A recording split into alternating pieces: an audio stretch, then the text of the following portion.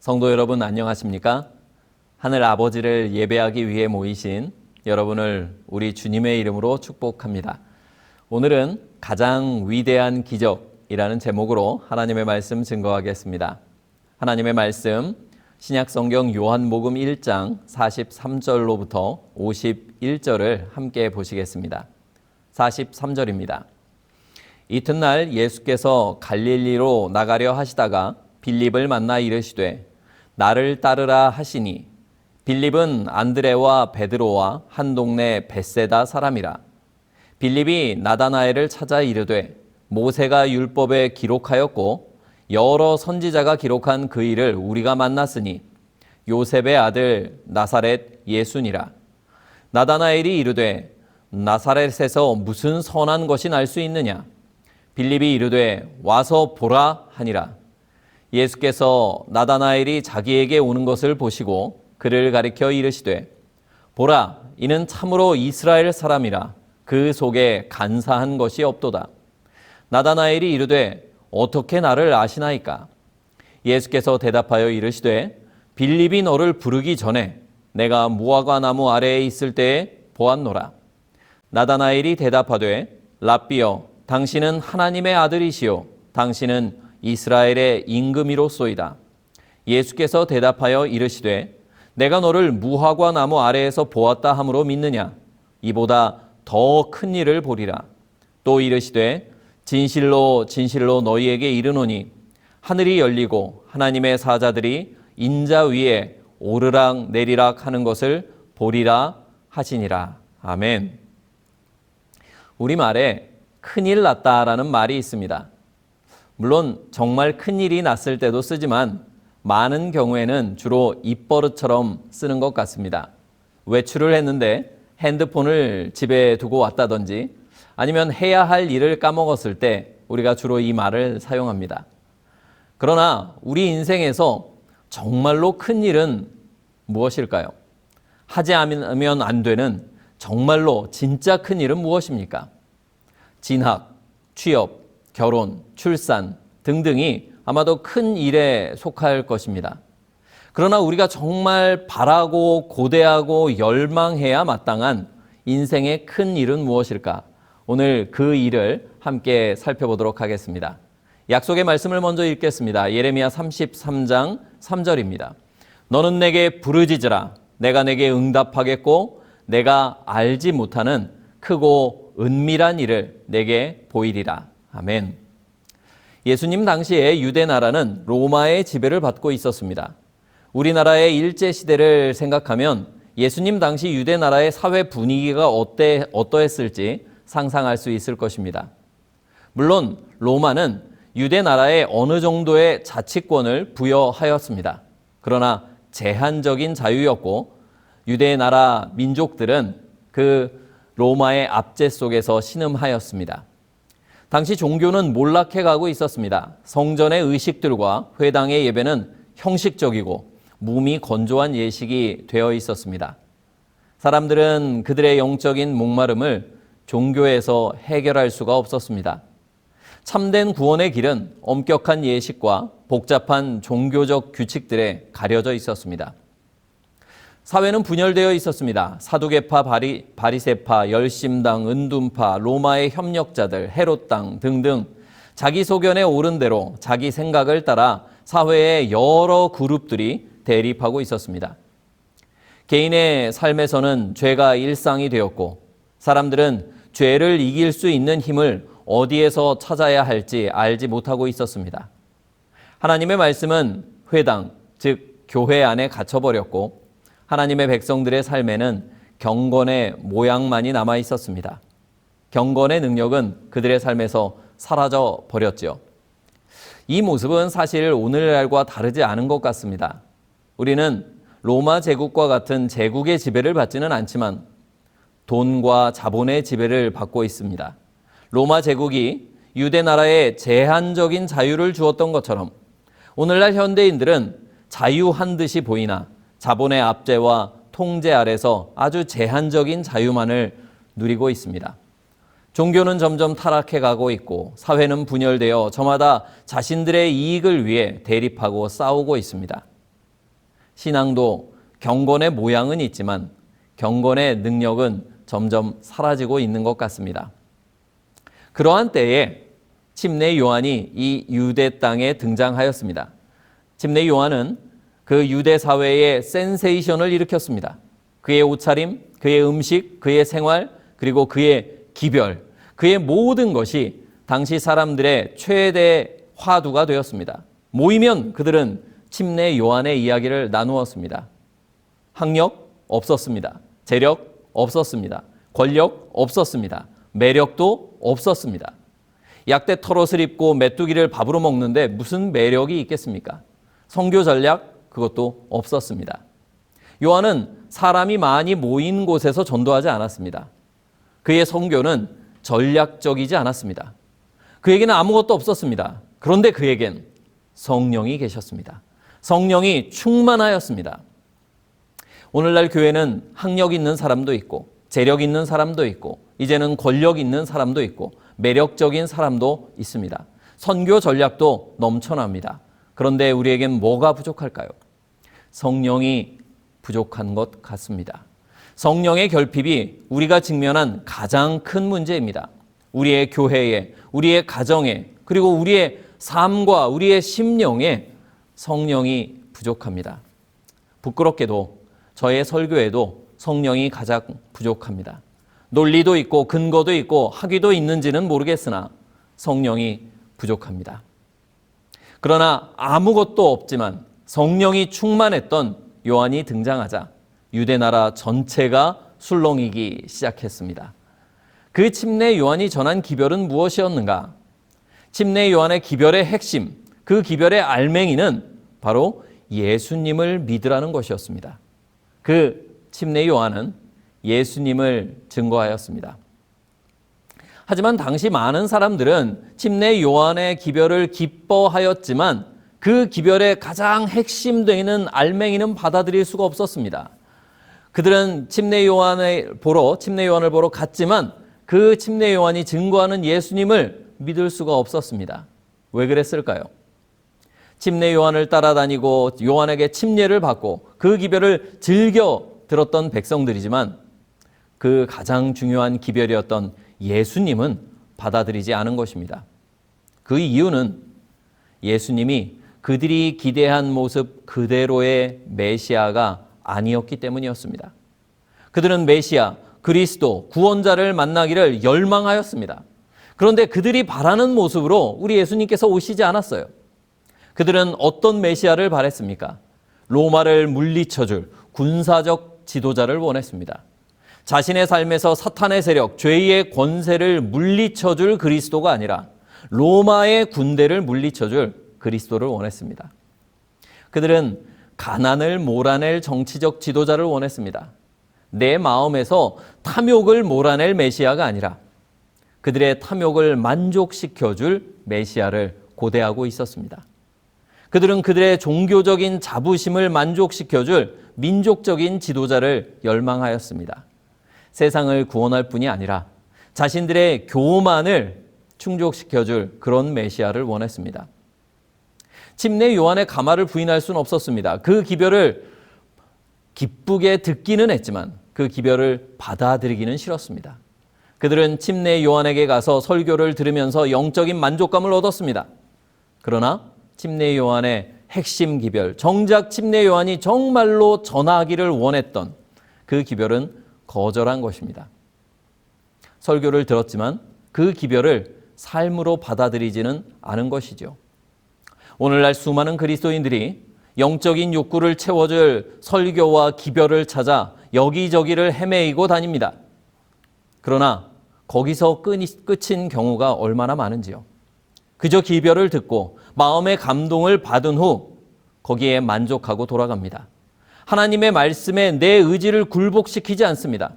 기별에 순종으로 반응하지 않습니다. 이것은 나다나엘도 마찬가지였습니다. 나다나엘도 당시의 통념대로 강력한 군사적인 메시아, 부유한 메시아, 민족적인 구원자를 기다리고 있었습니다. 그런데 침례 요한이 소개한 메시아, 예수님을 보니 너무 행색이 초라했습니다. 남루하고 보잘것이 없었습니다. 자기보다 나을 것이 없어 보였습니다. 그래서 나다나엘은 기도를 하였습니다. 마음이 심란해서 그 기별을 받아들일 수가 없어서 무화과 나무 아래로 가서 기도하고 있었습니다. 예수님 당시의 유대인들은 큰 일을 열망하고 있었습니다. 그들이 기대하던, 열망하던 큰 일이란 로마에서의 독립이었습니다. 가나안에서의 해방이었습니다. 그들의 이기적인 욕망의 만족이었습니다. 그들이 추구하고 열망하던 인생의 큰 일은 그러한 것들이었습니다. 오늘날 우리는 무엇을 열망하고 있습니까? 일제시대에 우리나라 백성들은 독립을 열망하였습니다. 가난하던 시절에는 우리나라 국민들이 경제 성장을 열망하였습니다. 오늘날은 우리들이 무엇을 열망하고 있을까요?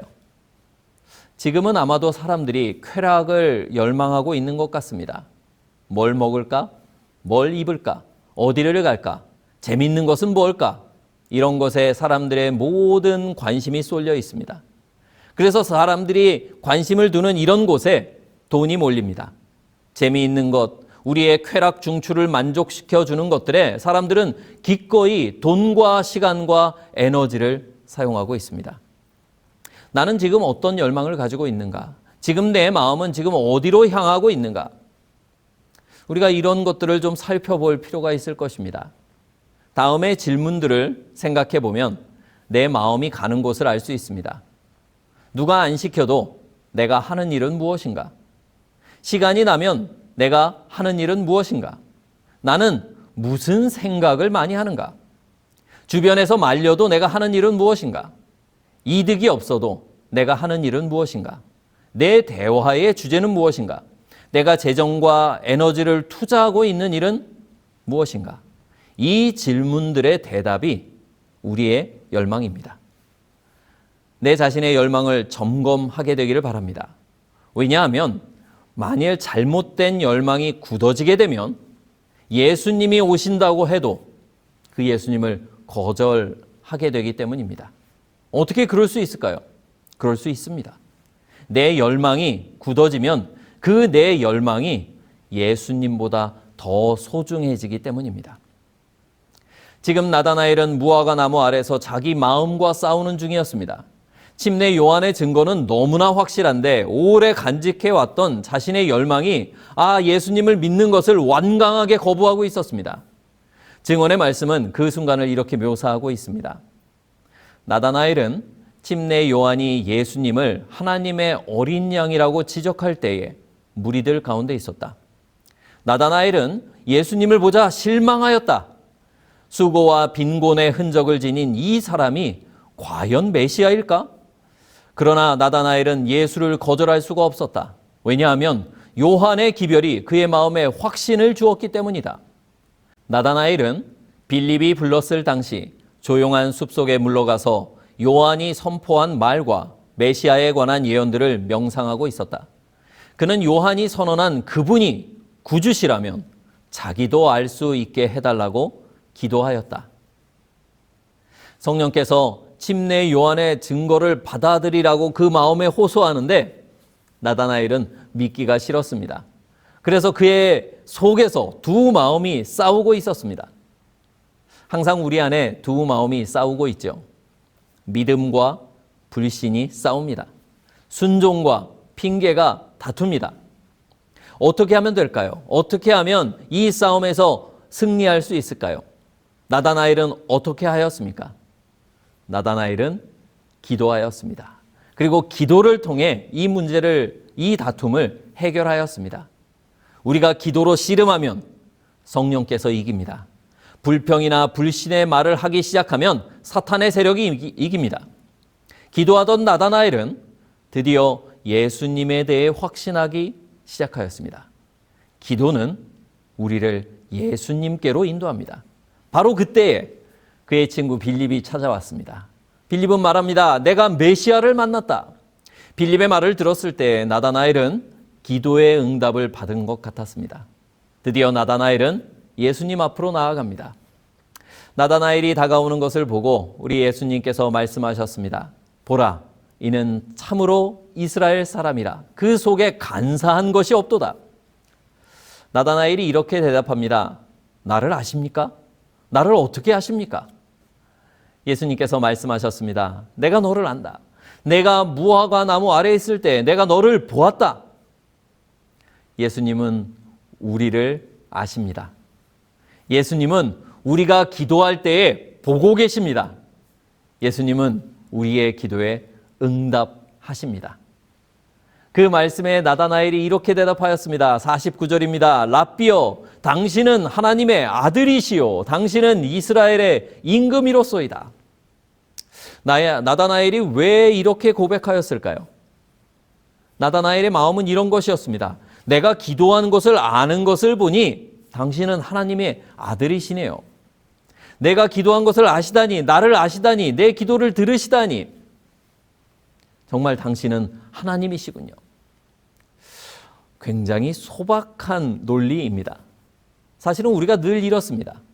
내 삶에서 일어나는 어떤 작은 기적들, 작은 기도의 응답들을 우리의 신앙의 근거로 삼습니다.